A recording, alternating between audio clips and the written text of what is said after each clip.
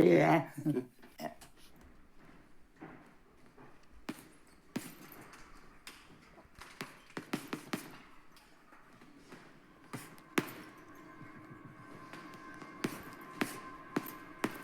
All as I tell my fighters and all I say to Savannah, you're in for hell and high water.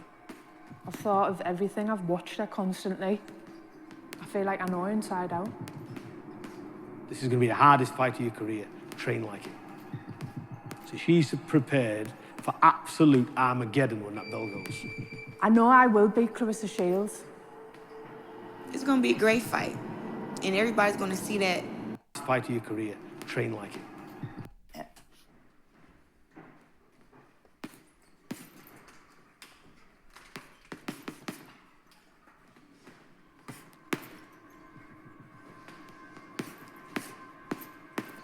All as I tell my fighters and all I say to Savannah, you're in for hell and high water.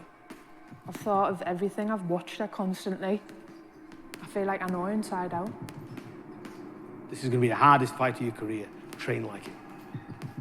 So she's prepared for absolute Armageddon when that bell goes. I know I will beat Clarissa Shields. What's good, family? It's your man, the YB, back once again. Wow! So we just heard there from Peter Fury, airing out, scolding Savannah Marshall, giving us some old school home truths. These are the kind of things that used to be a given. But look at how AJ team be moving. Yeah? Do you think anyone within AJ's team told him to be in for hell or high water? Yeah? Do you think anyone within AJ's team had mentally, psychologically prepared him for all out Armageddon? I didn't. In fact, we saw AJ go in there and play tippy-tappy with Mr. Mexican style Robert Garcia in the corner, topping him off, giving him that sloppy toppy every round. Oh, you Winnie. Oh, Anthony. Oh, you Winnie, man. You Winnie. Oh, he Winnie, man. Oh, he Winnie. Oh. Yeah, that's what he was doing. Big facts. I told everyone, Robert Garcia is another bum. Oh no, YB, he Mexican style. YB, you a hater. YB, Robert Garcia Mexican style coming in. Whoa. He Winnie, oh. He Winnie, man, he Winnie, oh. That's what he, swear down. That's what you heard him saying after every round. Meanwhile, Peter Fury, he ain't doing none. Let's ain't gonna lie to you. Some people can say, well, YB, where's all that Peter Fury-ness when his son Huey is in there flopping? And that's a fair thing to say. But listen, not everyone can be that Lionel Messi. Not everyone can be that Cristiano Ronaldo. And in my mind, in my opinion, Savannah Marshall, she hasn't proven it yet. This is the fight where she'll prove if she is that Serena Williams, Roger Federer kind of cat. Or Floyd Mayweather kind of cat. If Savannah Marshall knocks out Clarissa Shields, that'll be a Floyd Mayweather type performance. Eddie Hearn rants and raves about Taylor vs Serrano. I'm sorry, Taylor vs Serrano isn't even half of this fight in my opinion.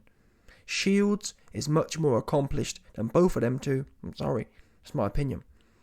I don't know what it is about Katie Taylor. Katie Taylor for me, she's had many close decisions that one of them European girls or one of them Swedish girls punched her up. Katie Taylor's a little bit too messy for me.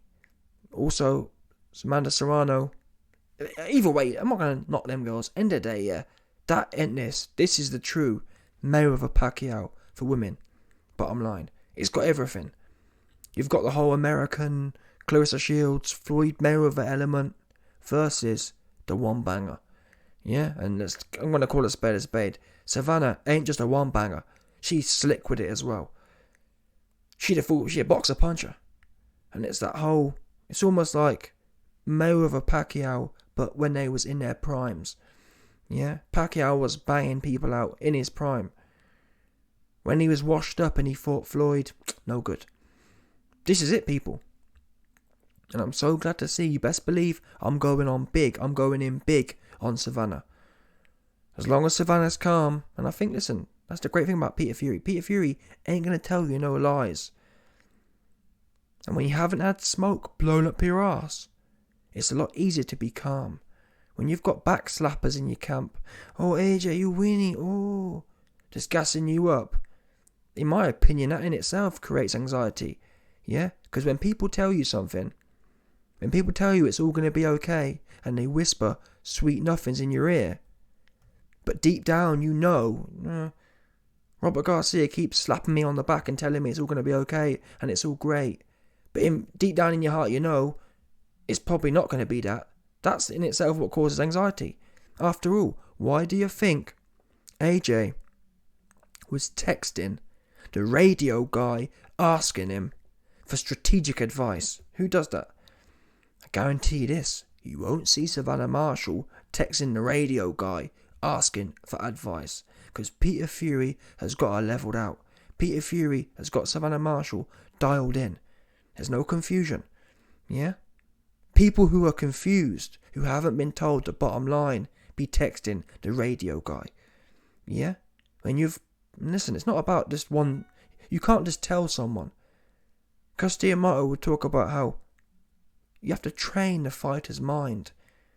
The same way you go into camp for 12 weeks. If anything, really, the mind is trained over years. But for this argument's sake, the same way you train for 12 weeks, your mind should be trained. Mike Tyson talked about how every night or multiple nights per week, Castillo would just talk to him. Do you know what I'm saying? Them ones there. And I get the feeling just by hearing, I almost had hairs stand up on the back of my back. And I'm watching it through a video. Never mind actually being in the presence of Peter Fury. There's something comforting with being led into battle by a man who, a lot of the great military speeches, they weren't saying, oh, we're all going to come back and we're all going to live. Some of the great military speeches were essentially along the lines of half of you man ain't going to come back kind of thing. But I can't think of the line by line, but essentially a lot of the great military speeches, they weren't blowing smoke at people's arse. Yeah? It was more about, doing something greater than yourself. Not focusing on self-preservation. Yeah? Focusing on living in history forever. Look at the film. I know it's not historically accurate, but still, in principle, the film 300, yeah, the guy barking off, all that kind of stuff. That's how someone gets prepared for battle. People don't get these new age cats, yeah, these new age 2022 cats. They think you get prepared. They think you get prepared for battle by licking someone's ass. Yeah, AJ all week. Fernando and Robert licking his ass. I told you before, if it was me in the camp, yeah, you best believe he'd be prepared. I'd have been told him months ago, if you want to win this fight, assume you're gonna get off the mat a few times. Yeah, embrace it. That's the part. You say you love the game. Listen, if you don't love the game, retire. Oops. Yeah, that's the bottom line. Part of the game is going down and getting back up. Don't go in there and have your ass flapping. Oh, I might go down. What good's that doing? If you go down, you go down. If you go down, use that as momentum to bounce back, which, by the way, is what a lot of the great ones do. Look at Fury. When he goes down, he uses that as momentum. It actually creates opportunities, because guess what? I've always thought about this. When your opponent thinks you're injured, that's arguably one of the best times to be dangerous. Because they think there's something sweet, and they themselves come in, winging away. How many times have we seen it in the past where someone goes down, the opponent comes rushing in, and then the fight turns on a dime? Do you understand? But it's little things like that. Over time, that's how you condition your athlete's mind to change the way they think about things. Clearly AJ, his ass is tight, thinking about going down. Anyway, man, listen. In my opinion, Savannah Marshall is a whole nother. She got the full package, and she got a great military general leading her into battle. Yeah? And in this day and age, that doesn't go unnoticed. Peter Fury is like an Alex Ferguson almost. Now, in all fairness, he hasn't had the depth yet. He hasn't had the 3 or 4 or 5 times, but you don't necessarily need that. He took Fury into battle, and now he got Savannah. Arguably 2 of the best of their generations. Well, we're going to find out.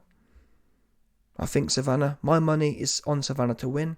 I think she can knock her out as well, obviously, but I think she can win on points. A lot of people say, oh, she can only win if she knocks her out. I don't see that. When I watch Shields, she looks like a typical woman fighter. I don't know, when you look at the best men boxing, yeah, they have this slickness to them. Shields looks still quite amateurish, quite female about it. Whereas Savannah just looks a lot more like a man, if you get what I'm saying. The way she boxes is a lot more manly. And that's why I believe she knocks chicks out. The same chicks Shields went life and death with, Savannah has knocked out cold. And that doesn't go for nothing. But listen, it also has to be said, whilst I'm a big Savannah fan, whilst I'm backing Savannah to win, if Shields wins this fight, she really is the GOAT. Because to beat Savannah, it's going to take something crazy. Shields will have to be the super duper real deal to beat Savannah, in my opinion. This really is the best. In my mind, Savannah is... I haven't looked at the history of women's boxing, but certainly of the last 15 years, Savannah's the best thing I've ever seen in women's boxing. I mean, how many times do we see knockouts in women's boxing? You just don't see it in big 10-ounce gloves. In the UFC, it's different. Savannah's knocking chicks out in 10-ounce gloves. Look how useless McTapper was in 10-ounce gloves. In fact, McTapper had 8-ounce gloves on. He couldn't punch for toffee. Yeah? Savannah's got these big, huge gloves on, and she's still clipping chicks. So, I mean, I'm genuinely as excited for this fight as I would be a big man's fight, truth be known. It's got the whole package. Can't wait. Let's see how it plays out. I think Savannah, like I said, I don't see how Savannah loses this, to be honest with you. As long as she goes in there, I think the risk is that, I don't know what the risk is that she tries to load up. If Savannah goes in there looking for the KO and chasing it down, that's the risk. If she gets too excited.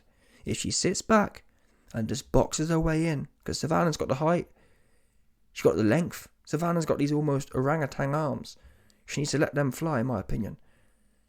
If I was Savannah, I'd stand up nice and tall and just start getting that long jab right into Shields' barnet. Get that going and then build off that. If Savannah builds off the jab, it's a super duper wrap for Shields. I don't see how Shields is going to get round the length. Then again, Shields picked Christina Hammer apart. Hammer was supposed to be the big Russian thing, and Shields boxed her up. But Hammer jacked in that fight, truth be known. Christina Hammer jacked. That was the last super fight, to be honest. Christina Hammer and Shields, you know what I mean? Shields was no good, she jacked. And that's another risk. People say that Savannah has a questionable mind frame. Apparently she's jacked in the past. Apparently she jacked in the Olympics. That is another fair risk. Because in my opinion, one thing for sure, I don't believe Shields will jack. I think Shields will turn up. There is a risk here for Savannah. That said, given that she's with Peter Fury, given how she's been performing in recent years, I just can't see how she loses it, to be honest with you. She's too composed. Too big, too strong. Yeah? Too big, too strong. Carl Froch, Triple G, 168. Cracking fight. A true blockbuster. And these two women deserve it all, truth be known. These, in my opinion, this fight, haven't seen it yet. But if this fight plays out how I think it will, these women deserve the 30 mil AJ just earned, truth be known. No doubt about it, 100%.